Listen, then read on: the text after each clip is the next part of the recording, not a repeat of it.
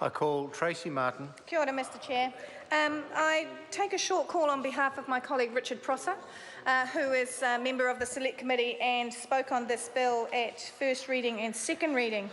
It was interesting with the previous speaker, the talk about balance, and it certainly has been the topic of the New Zealand First Caucus around, with this particular piece of legislation, is around balance. So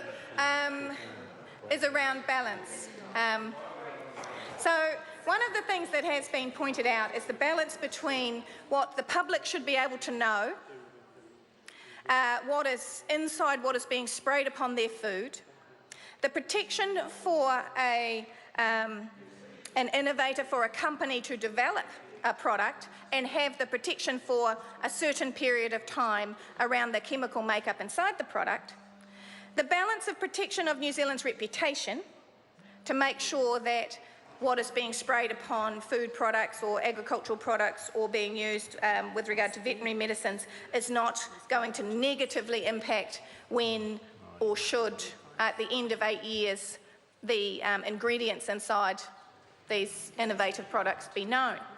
So therein lies the tension. Well, interesting, that's interesting, the word 10 years. If I look at the bill, enable the period to be extended to a maximum of 8 years, I think you might be thinking about the TPPA.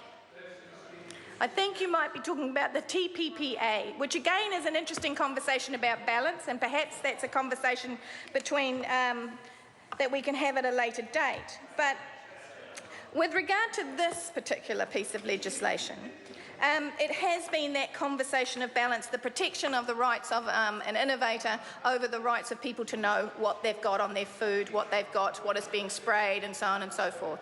So New Zealand First is actually, we don't think this bill is perfect by any stretch of the imagination, but we will be supporting it because Mr Prosser has assured the caucus that, in his view, the tension has been played out, that the balance is there. So at this stage, the New Zealand First Caucus will continue to support the bill, as we have done up to this point. However, I wanted to mark the concerns of some members of the caucus. We're aware that it was interesting, Mr O'Connor said that possibly there's not enough interest out in the general public around the technicalities of this bill and some of the science and so on and so forth that has been placed forward with submissions. I think he might find that there's more interest than he might want to believe with regard to what's going to happen next.